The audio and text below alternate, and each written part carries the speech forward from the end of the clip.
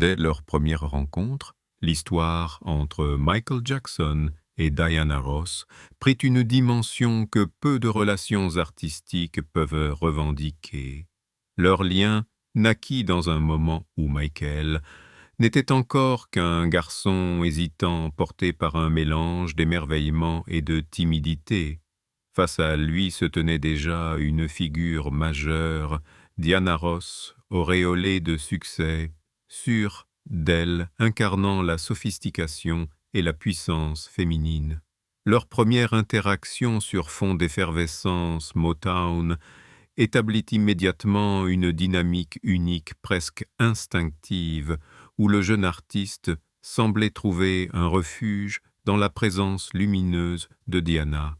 Lorsque les Jackson 5 furent officiellement introduits dans le cercle prestigieux de Motown, l'industrie propulsa Diana, en tant que marraine, un rôle pensé pour la communication, mais que Michael lui ressentit comme profondément réel. Il adoptait cette version, non pas parce qu'elle servait les intérêts promotionnels du label, mais parce qu'elle correspondait à ce qu'il vivait intérieurement. Dans la ferveur des débuts, Diana devint pour lui un point d'ancrage, la première silhouette rassurante dans un monde où les projecteurs ne laissaient aucun répit. Leur relation prit d'emblée la forme d'un échange silencieux où l'admiration de Michael rencontrait la bienveillance discrète de Diana. Lorsqu'il séjourna chez elle à Los Angeles, il observa avec une attention fébrile les gestes de celle qui incarnait la star absolue. Ce n'était pas seulement l'apprentissage d'un métier, c'était la construction d'un idéal. Michael absorbait tout la manière dont elle modulait sa voix. En interview, la façon dont elle répétait, jusqu'à l'obsession, un simple mouvement, l'art minutieux, avec lequel elle contrôlait la lumière sur un plateau. Pour Diana, il était ce jeune prodige attendrissant, avide d'apprendre qu'elle guidait presque instinctivement. Pour Michael, elle représentait un univers en soi, un modèle absolu qu'il rêvait d'atteindre et secrètement de rejoindre. Ce lien précoce bouleversait déjà les frontières classiques entre mentor et élève. Avec le temps, cette dynamique se raffina. Michael trouvait dans la présence de Diana une forme de stabilité émotionnelle à laquelle il n'avait jamais eu accès dans les tumultes de sa famille et la pression constante du succès. Il lui confiait ses doutes, ses ambitions et parfois même des peurs qu'il n'aurait avouées à personne d'autre. Diana, sans en dire beaucoup, l'entourait avec un mélange de douceur et de rigueur, comme si elle comprenait avant même qu'il ne parle. Ce qui commença comme une relation de travail devint ainsi une affinité profonde, imperceptible pour le public, mais très claire pour leur entourage. Les bases d'un lien singulier étaient posées une relation qui, dès ses débuts, échappait aux cadres habituels et promettait de s'étendre sur des décennies, entre fascination, affection et zone d'ombre. Au fil des années, l'admiration presque instinctive que Michael ressentait pour Diana Ross prit une forme plus profonde, plus nuancée, comme si chaque interaction ajoutait une couche supplémentaire à un sentiment difficile à définir. Leur relation, bien qu'en apparence strictement professionnelle, se chargeait d'une intensité que seuls les plus proches pouvaient percevoir. Michael observait toutes les attitudes de Diana, en coulisses sa capacité à imposer sa présence, sans élever la voix, l'élégance avec laquelle elle contrôlait son image publique. Il ne se contentait pas d'apprendre, il assimilait. Il ne copiait pas, il s'imprégnait. Cette évolution silencieuse se nourrissait d'un échange permanent. Diana devinait ce qui échappait, à la plupart la fragilité derrière le talent, le besoin de repères, derrière la discipline. Elle lui offrait cette stabilité presque sans y penser comme un geste naturel. Chaque fois qu'elle parlait de lui en interview, elle évoquait un jeune homme sensible, brillant et parfois perdu, qu'elle s'efforçait d'orienter avec patience. Son ton toujours protecteur traduisait un attachement authentique. Plus leurs carrières respectives s'envolaient, plus ce rapport devenait essentiel pour Michael. Lorsqu'il se lança en solo, il choisit de faire sa première apparition télévisée, non pas en tant que membre des Jackson 5, mais dans une émission spéciale dédiée à Diana.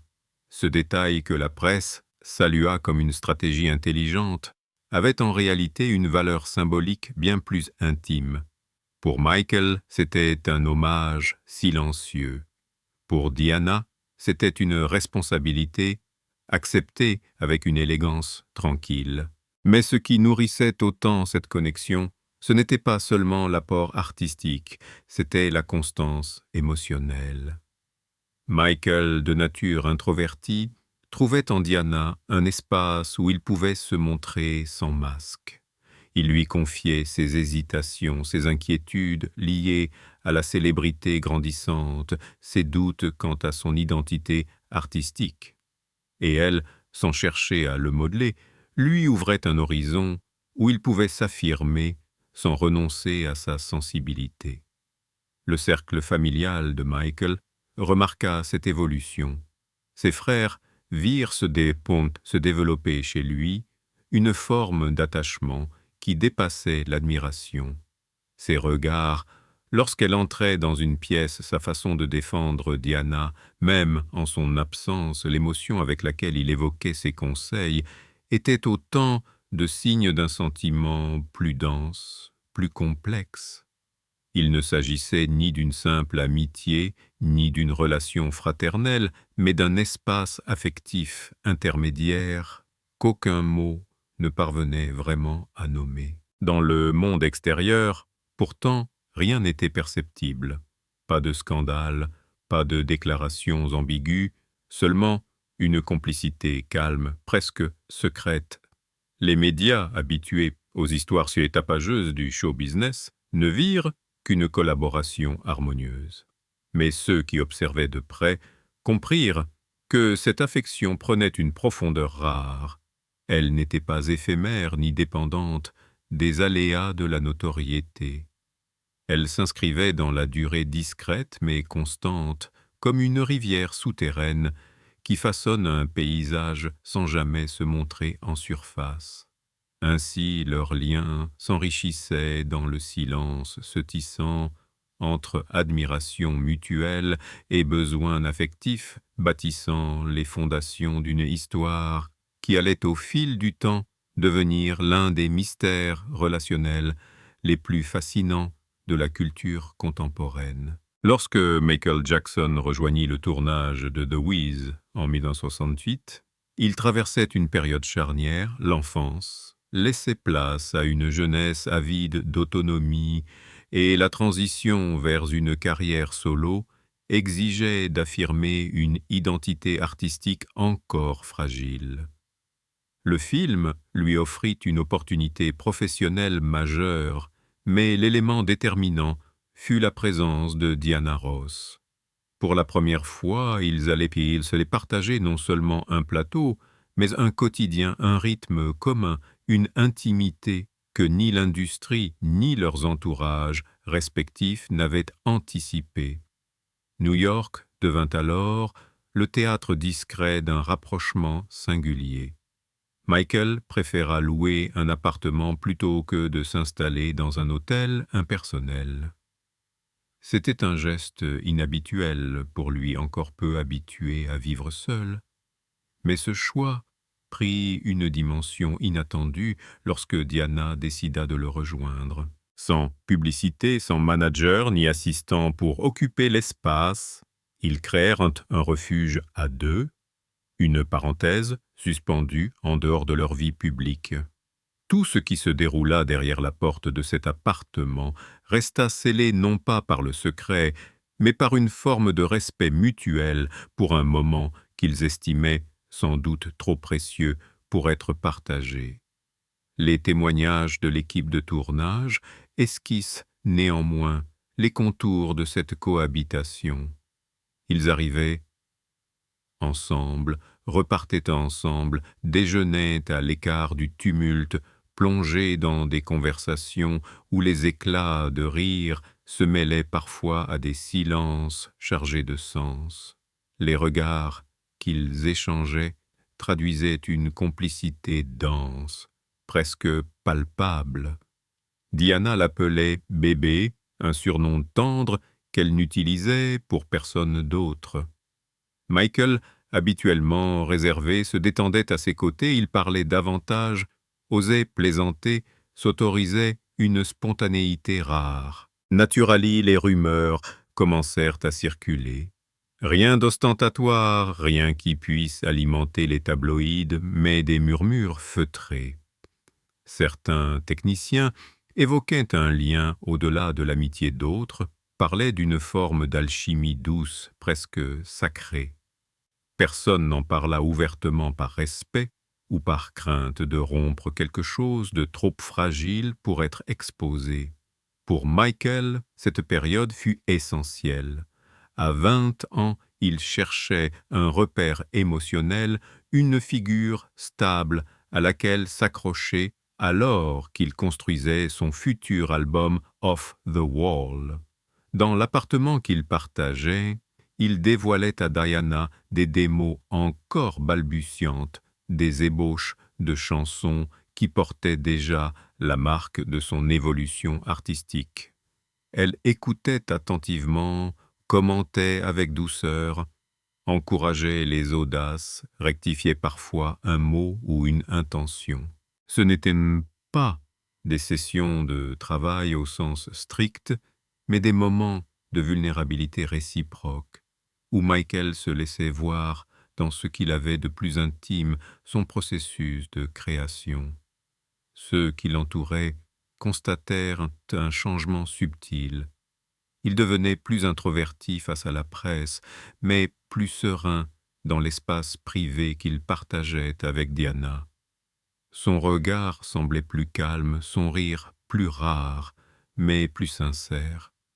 Un assistant confia plus tard que c'était la première fois qu'il le voyait éprouver de l'affection, sans la moindre gêne, sans la distance habituelle que Michael mettait entre lui et le monde. Diana ne confirma jamais rien. Michael non plus. Leur silence ne cachait pas un scandale, il protégeait une relation qui échappait aux catégories ordinaires. Ni amants, ni simples amis, ni famille quelque chose d'indéfinissable, un territoire intime qu'il ne voulait pas compromettre. La cohabitation prit fin avec la fin du tournage, mais elle laissa une trace profonde, durable, qui allait influencer la suite de leur histoire d'une manière aussi discrète qu'irréversible. En 1982, alors que Michael Jackson s'apprêtait à devenir une figure universelle grâce à Thriller, un événement inattendu vint fissurer le silence émotionnel qu'il entretenait depuis des années. Invité par Ebony pour une interview que l'on croyait routinière, Michael répondit à une question simple, presque banale. « Qui est la femme idéale pour vous ?» Au lieu de détourner le sujet avec prudence, comme il en avait l'habitude, il prononça, sans hésiter, « C'est Diana Ross. Je l'aime. » Ces mots sobres et pourtant vertigineux créèrent une secousse immédiate. Le journaliste, décontenancé, pensa d'abord à une plaisanterie, mais le visage de Michael, grave et sincère, dissipait toute ambiguïté. Cette confession publique était l'expression d'un sentiment resté enfoui trop longtemps. À 24 ans, Michael avait atteint un niveau de gloire sans précédent, mais sa maturité affective semblait encore façonnée par cette présence fondatrice qu'était Diana. L'écart d'âge, leur trajectoire distincte, les attentes du public, rien de tout cela ne comptait pour lui. Ce qu'il venait d'avouer au monde n'était pas une impulsion, mais une vérité qu'il portait depuis son adolescence, une vérité qu'il n'avait jamais osé formuler. La presse s'empara immédiatement de la déclaration. Certains parlèrent d'une admiration prolongée, d'autres d'une stratégie pour susciter la curiosité. Pourtant, ceux qui connaissaient intimement Michael savaient que ce genre d'aveu était exceptionnel. Il ne parlait jamais de ses émotions, encore moins de ses sentiments amoureux. Cette fois, il n'avait rien maquillé. Son frère Germaine confirma d'ailleurs plus tard que Michael considérait Diana comme plus qu'une amie. Il devenait jaloux lorsqu'elle apparaissait publiquement aux côtés d'un autre homme, incapable de cacher ce trouble auprès de sa famille. C'est dans ce contexte déjà fragile que survint l'annonce des fiançailles de Diana Ross avec Arne Ness Jr. en 1985. Le choc fut immense pour Michael. Il ne tenta pas d'assister au mariage, ne joua pas la carte de la cordialité, il s'en retira complètement. Interrogé plus tard, il admit avec une vulnérabilité désarmante « J'étais jaloux parce que j'ai toujours aimé Diana Ross et je l'aimerai toujours ». Sa sincérité brute révélait l'ampleur d'un sentiment qui dépassait la passion passagère. À partir de là, un silence lourd s'installa. Michael annula des sessions de studio, réduisit ses interviews au minimum et se replia sur lui-même. Le public voyait une star au sommet de sa carrière. En coulisses, c'était un homme blessé, confronté à l'irréversibilité d'un amour non partagé. Il n'en voulut pas à Diana. Il comprenait qu'elle poursuivait sa vie, ses choix, ses engagements. Ce qui le brisait n'était pas la perte, mais la persistance du sentiment malgré l'évidence. Ce moment marque un tournant dans la relation. Alors qu'il avait toujours évoqué Diana avec spontanéité, il cessa totalement de la mentionner publiquement. Toute allusion à elle disparaissait des interviews. Pourtant, ses proches savaient qu'elle restait présente dans son esprit, surtout lors de ces moments de doute. Ainsi se dessinait une fracture silencieuse. L'amour qu'il avait avoué au monde venait de se heurter à une réalité impossible. Et dans cette blessure discrète mais profonde, Michael commençait à transformer son émotion en art, cherchant dans la musique un moyen d'exprimer ce que la parole ne pouvait plus affronter. Lorsque Dirty Diana sortit en 1987, le public y vit immédiatement un portrait sulfureux, celui d'une femme dangereuse, séduisante, manipulatrice. Mais derrière ce personnage fictif, un détail troubla les observateurs attentifs, le choix du prénom. Pour beaucoup, cette chanson n'était pas seulement une critique des groupies, c'était un message codé, une manière détournée de canaliser une douleur plus intime, et surtout, un fait précis attira l'attention. Le copyright de Dirty Diana fut déposé le jour même du mariage de Diana Ross avec Arne Ness Jr. Cette coïncidence trop parfaite, trop nette, ne pouvait être fortuite. Selon plusieurs proches, dont Jermaine Jackson Michael, avait enfoui pendant des années une frustration qu'il n'arrivait pas à exprimer directement. Dirty Diana devenait ainsi une soupape, non pas contre Diana elle-même, mais contre l'impuissance ressentie face à un amour impossible. La chanson exprimait la tension, le désir, l'agacement et l'amertume, ces émotions qu'il avait dû étouffer lorsque Diana avait choisi une autre vie. C'était sa manière de dire « J'ai mal, mais je n'ai pas le droit de te le dire ». Quelques années plus tard, en 1991, un autre titre marqua un tournant « Remember the Time ». Ici, plus de colère, plus de brûlure. Le ton est doux, presque nostalgique, empreint d'une tendresse retenue. Là où Dirty Diana était une blessure vive, Remember the Time, était un murmure, un souvenir que l'on caresse du bout des doigts, en sachant qu'il ne reviendra jamais. Michael, interrogé sur l'identité de la muse, resta évasif, mais Germaine confirma plus tard ce que beaucoup soupçonnaient, la chanson était née de ce lien mystérieux et toujours vivant avec Diana Ross. Le clip lui-même semblait chargé d'allusions symboliques. Michael y tentait de séduire une reine inaccessible, drapée dans une majesté presque intimidante, une figure souveraine lointaine inatteignable. La femme n'avait pas de nom, mais son aura évoquait irrésistiblement celle de Diana élégante, adulée irrémédiablement hors de portée. Dans les paroles, aucune accusation, aucun reproche, seulement une question fragile. Do you remember? Ce n'était pas une demande de retour. C'était un espoir discret de reconnaître qu'un instant avait existé quelque part entre eux, même s'ils ne pouvaient grandir. Ainsi, la musique devint pour Michael le refuge ultime, l'unique espace où il pouvait transformer ses sentiments en forme audible. Chaque chanson portant son nom de manière explicite ou implicite était une lettre qu'il ne pouvait envoyer, un langage qu'il réservait à ce qui ne pouvait être dit autrement. Au fil du temps, ce mode d'expression devint presque une nécessité vitale. Ne pouvant parler, ne pouvant avouer, ne pouvant affronter la douleur directement, il la sublimait dans l'art. C'était son territoire sacré, celui où l'amour unilatéral prenait enfin une forme, celui où ses espoirs et déceptions se transformaient en mélodie universelle. À travers ses aveux musicaux, le public entendait des tubes, mais Michael lui écrivait l'histoire intime d'un amour silencieux.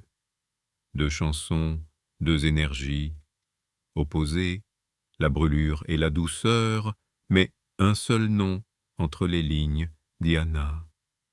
En 2002, lorsqu'il mit à jour son testament, Michael Jackson introduisit un détail qui surprit profondément même ceux qui le connaissaient depuis des années.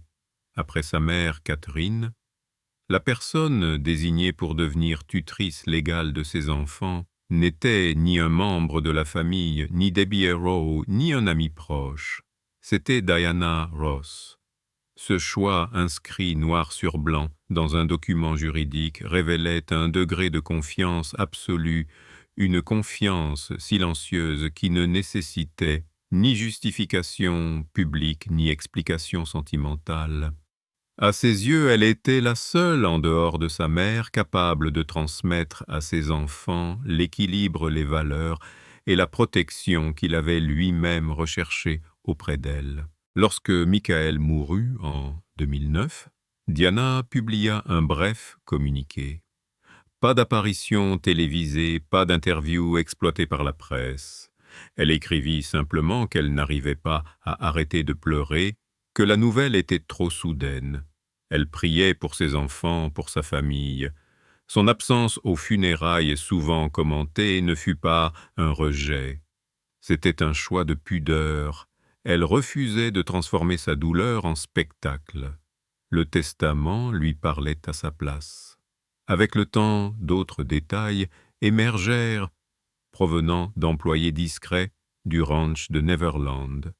Certains évoquèrent une petite pièce non ouverte aux visiteurs, un espace intime décoré de photos de Diana Ross, parfois éclairé d'une simple lampe. Ce n'était ni un hôtel, ni une obsession maladive. C'était un lieu où Michael rassemblait des fragments d'une relation qui, bien qu'inaccomplie, avait façonné sa vie intérieure. Une salle du souvenir, un refuge émotionnel. Des années passèrent. Diana Ross, fidèle à sa nature réservée, ne commenta jamais les spéculations ni l'intensité prêtées à leur lien. Puis, en 2025, à 4 ans, lors d'un après-midi tranquille, en famille, elle évoqua pour la première fois, sans caméra, sans audience mondiale, ce qu'elle avait toujours tu. Elle dit simplement « Michael m'aimait d'une façon qu'il est difficile de nommer. » Sa voix n'était ni tremblante, ni nostalgique. Elle était honnête. Quand quelqu'un lui demanda « Et vous l'avez aimé ?» Elle baissa les yeux vers sa tasse de thé, prit une respiration et répondit « J'ai eu une immense tendresse pour Michael, tout ce qu'une personne peut donner à une autre, mais l'aimer comme lui m'aimait, je ne vais pas mentir là-dessus. » Elle ne dit rien de plus. Elle n'avait pas besoin. Tout était dans la nuance. Elle l'avait aimé profondément, mais différemment. Elle avait compris très tôt que répondre à son amour avec la même intensité aurait créé plus de blessures que de bonheur. Alors, elle avait choisi la distance non par indifférence, mais par protection, la protection de lui et peut-être d'elle-même. En retraçant leur histoire de leur début à Motown, à leur cohabitation dans The Wiz, en passant par les déclarations publiques de Michael, les chansons codaient l'absence au mariage, puis le testament et cette salle silencieuse à Neverland, tout devient clair. Leur lien n'était ni un conte de fées, ni un scandale, ni une amitié ordinaire. C'était une relation unique façonnée par l'admiration, la tendresse, la retenue et la loyauté. Une relation trop complexe pour les étiquettes, trop intime pour le tumulte du monde et trop profonde pour disparaître vraiment. Elle n'a jamais été consommée, jamais nommée, jamais officialisée. Et pourtant, elle traversa toute une vie, la sienne et la sienne. Peut-être que la véritable histoire n'était pas celle d'un amour impossible, mais celle d'un amour autorisé à exister seulement dans l'espace où aucun mot n'est exigé, l'espace du non-dit.